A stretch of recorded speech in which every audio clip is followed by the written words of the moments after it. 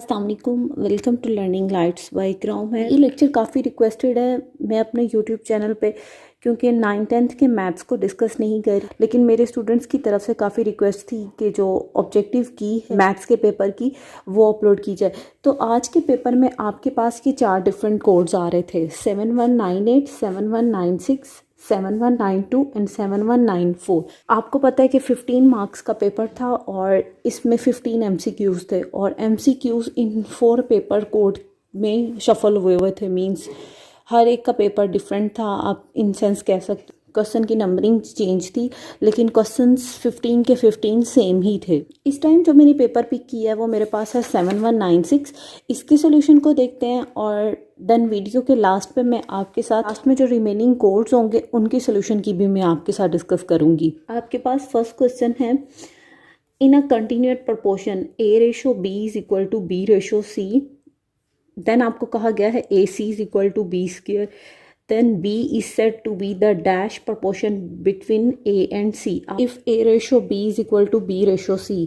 और आपको पता है अगर आप इससे प्रोडक्ट ऑफ एक्सट्रीम और प्रोडक्ट ऑफ मीन्स करो तो ये आपके पास आता है AC=B²। आपके पास आपने बताना था B is said to be the dash proportion between A and C। A और C के दरमियान B क्या है, तो B आपके पास क्या है, मीन्स प्रोपोर्शन है, क्योंकि मीन्स में आप लेट की हुई वैल्यू को सेकंड प्लेस पे भी लिखते थे और थर्ड प्लेस पे भी।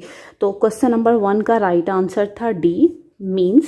क्वेश्चन नंबर 2, द स्प्रेड और scatterness of observation in a data set is called. ऐसी वैल्यू या ऐसी टर्मिनोलॉजी जो आपको स्प्रेडनेस और स्कैटरनेस के बारे में बताए वो क्या कहलाती है, वो आपके पास डिस्पर्शन कहलाती है। आपके पास an arc subtended a central angle of 40 degree, then the corresponding chord will subtend a central angle of, ये भी आपके पास 40 डिग्री है। क्योंकि आपने चैप्टर नंबर 11 में ये पॉइंट डिस्कस किया था या देखा था कि लेंथ ऑफ कोड जो होती है वो इक्वल आ रही होती है आपके पास diameter of the circle. Fourth है आपके पास, through how many non collinear points can be passes through. आपने बताना है कि कितने नॉन कोलिनियर पॉइंट्स जो होते हैं वो सर्कल में से पास कर रहे होते हैं, तो इसका राइट आंसर था 3। क्वेश्चन नंबर 5 है, आपने बतानी थी standard form of quadratic equation. तो क्वाड्रेटिक इक्वेशन की स्टैंडर्ड फॉर्म थी ax² + bx + c।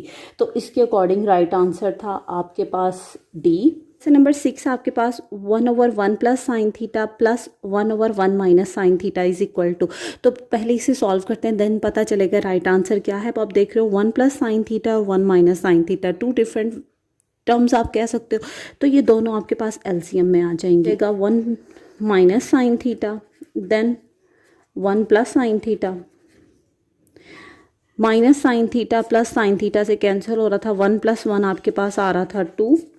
और अगर आपको ये फार्मूला याद हो, a² - b² था a - b a + b के, तो अगर इसे अप्लाई करते यहाँ पे तो 1 - sin² θ आना था आपके पास। तो 2 1 - sin² θ इक्वल होता है cos² θ के। तो cos का इन्वर्स क्या होता है आपके पास, secant² θ। तो इसका राइट आंसर था 2 secant² θ और ये आपके पास आ रहा है ए के रिस्पेक्ट। क्वेश्चन नंबर 7 है, how many common tangents can be draw for 2 touches circle. आपने बताना है कि अगर 2 सर्कल आपस में टच कर रहे हैं तो इनके दरमियान कितने कॉमन टेंजेंट पॉसिबल हैं। आपको सर्कल है ना, वो एक्सटर्नली भी टच कर सकते हैं और इंटरनली भी टच कर सकते हैं। तो ये क्वेश्चन की स्टेटमेंट मेरे अकॉर्डिंग तो मिसिंग थी। एक्सटर्नली की बात करें तो इसका राइट आंसर था 3। साथ में ना स्क्रीन पे आपके साथ एक इमेज डिस्कस कर रही हूँ। आप देख रहे हैं कि 2 सर्कल्स हैं जो एक्सटर्नली टच कर रहे हैं और देख रहे हैं कि इनमें 3 कॉमन टेंजेंट्स पास हो रहे हैं जब सर्कल एक्सटर्नली टच कर रहे होते हैं, और सर्कल्स इंटरनली टच करते हैं ना तो सिर्फ और सिर्फ एक कॉमन टेंजेंट बनता है। तो I think so question number 7 की स्टेटमेंट मिसिंग। आंसर 3 भी हो सकता था, 1 भी हो सकता था। तो फाइनल डिसीजन तो बोर्ड की पे ही डिपेंड करता है। क्वेश्चन नंबर 8 है, if u/v is equal to v/w is equal to k। ये 4 डिफरेंट ऑप्शंस आपको दे दी गई थी। लेफ्ट साइड पे जस्ट u लिखा हुआ, तो आपने इसमें से u को सब्जेक्ट बनाना था। तो देखते हैं u को सब्जेक्ट बना के हमें क्या वैल्यू मिलती है और उसके अकॉर्डिंग राइट आंसर को टेक करेंगे। आपने देखा था k मेथड में कि फर्स्ट फ्रैक्शन भी इक्वल टू k आ जाती है और जो सेकंड फ्रैक्शन होती है वो भी इक्वल टू k है। इसमें देख रहे हैं आप u की वैल्यू क्या है, vk, और इसमें v की वैल्यू क्या है, w। देख रहे हैं कि इसके अकॉर्डिंग हमें दो इक्वेशन मिल रही हैं। अगर आप यहाँ से कंफ्यूज थे कि कौन सी इक्वेशन को यूज़ करना था, 1 को यूज़ करना था या 2 को यूज़ करना था, इसका हिंट आपको इसके ऑप्शन से मिलना था कि ये यू को सब्जेक्ट बना रहा था। तो मैं ऑफकोर्स इक्वेशन 1 को यूज़ करूँगी, ठीक है, ये वाली इक्वेशन को यूज़ करूँगी क्योंकि सेकंड में तो यू है ही नहीं।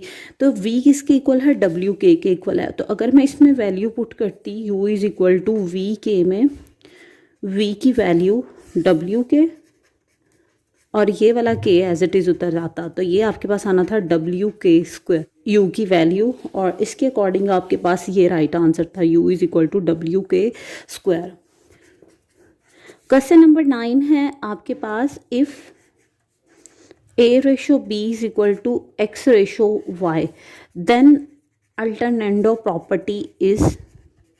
आपको पता है आप अल्टरनेंडो प्रॉपर्टी में क्या करते हैं, a के साथ क्या लिखते हैं, जो थर्ड पे नंबर गिवन होता है, तो b की जगह पे आपके पास आ जाना था x, इक्वल यूं ही रहना था। अब x को रिप्लेस किया ना आपने b की जगह पे, तो x की प्लेस पे क्या आ जाना था, आपके पास b आ जाना था। तो ये थी अल्टरनेंडो प्रॉपर्टी, क्योंकि इसने ऑप्शंस में आपको फ्रैक्शन में लिखा हुआ है, तो आप इसी को फ्रैक्शन में कन्वर्ट करो, a over x is equal to b over y। तो ये था आपके पास राइट आंसर a। 10 है, आपने क्यूब रूट बताना था -1 का। क्वेश्चन नंबर 10 में आपको पता है कि क्यूब रूट ऑफ -1 आपके पास इक्वल आना था -1 माइनस ओमेगा का स्क्वायर। तो ये था आपके पास ये आंसर, क्योंकि इनमें 1 के साथ भी माइनस है, ओमेगा के साथ भी माइनस है और ओमेगा स्क्वायर के साथ भी माइनस है।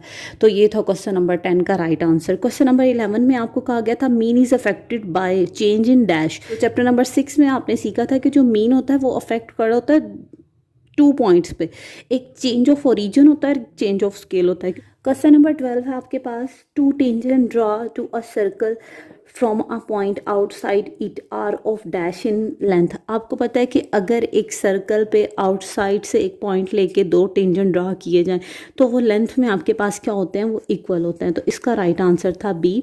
देन है आपके पास क्वेश्चन नंबर 13 में, the number of elements in power set of 1 to 3। तो इसका फार्मूला क्या था आपके पास, अगर आपको याद हो 2 रेज़ टू पावर n आता है, तो n आपके पास क्या आना था, 1 2 3 आना था। तो अगर 2 को 3 टाइम मल्टीप्लाई किया जाए ना तो ये 8 था राइट आंसर आपके पास। 14 है आपके पास, X cube plus 1 divided by X minus 1 into X plus 2। आपने बताना ये किस किस्म की फ्रैक्शन थी, और आपको पता है कि ये इम्प्रॉपर फ्रैक्शन थी, क्योंकि इम्प्रॉपर फ्रैक्शन में जो न्यूमिनेटर की पावर होती है ना वो ग्रेटर होती है एज़ कम्पेयर टू डिनोमिनेटर की पावर से। तो इसका राइट आंसर था डी आपके पास, इम्प्रॉपर फ्रैक्शन। 15 है आपके पास, ये मैं यहाँ पे डिस्कस करती हूँ। तरह का क्वेश्चन भी गिवन था आपके पास, और बार बार स्टूडेंट्स की तरफ से आ रहा था कि ग्राफ पेपर प्रोवाइड किया जाए हमें, हम उस पे इसे प्लॉट करेंगे। तो ऐसे ग्राफ पेपर की नीड नहीं थी, आपने जस्ट ये बताना था कि किस क्वाड्रेंट में लाई कर है। तो अगर आपको क्वाड्रेंट सिस्टम याद हो तो हमने सीखा था कि इसमें फर्स्ट और सेकंड मींस एक्स और वाई दोनों पॉजिटिव होते हैं, क्योंकि यहाँ पे एक्स एक्सिस पॉजिटिव चल रहा होता है, इधर वाई एक्सिस पॉजिटिव चल रहा होता है। अब आपको पता है एक्स एक्सिस में राइट साइड पे पॉजिटिव वैल्यूज़ होती हैं और लेफ़्ट साइड पे नेगेटिव वैल्यूज़ होती हैं। तो सेकंड क्वाड्रेंट में एब्रेसिंग सिस्टम आना था, एक्स की वैल्यू होती है नेगेटिव और वाई की वैल्यू क्या होती है, पॉजिटिव। तो इसके रिस्पेक्ट ये पॉइंट लाई कर रहा था आपके पास सेकंड क्वाड्रेंट में। तो इसका राइट आंसर था बी। ये पेपर कोड था 7196। मैंने आपके साथ स्टार्टिंग में डिस्कस किया है कि 4 डिफरेंट पेपर कोड के साथ आज का पेपर था, 7198, 7196, 7192 और 7194। और इन चारों पेपर कोड में यही 15 क्वेश्चंस थे, वो शफल हुए थे।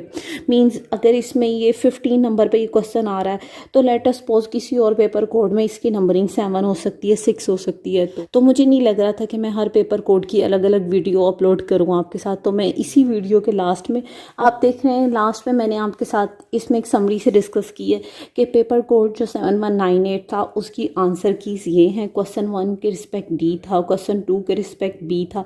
तो ये था, आप चाहें तो आप इसका स्क्रीनशॉट ले सकते हैं और अपने पेपर के साथ मैच कर सकते हैं। देन कमेंट सेक्शन में मुझे लाजमी बताइएगा कि कितने चांसेस आपके 15 में से कितने मार्क्स आ सकते हैं। आज की वीडियो ख़त्म होती है, ये लेक्चर ख़त्म होता है। तो दुआ यही है कि अल्लाह ताला आप सबको बहुत अच्छे नंबर से कामयाब करे। अपना ख्याल रखिएगा। अल्लाह हाफ़िज़।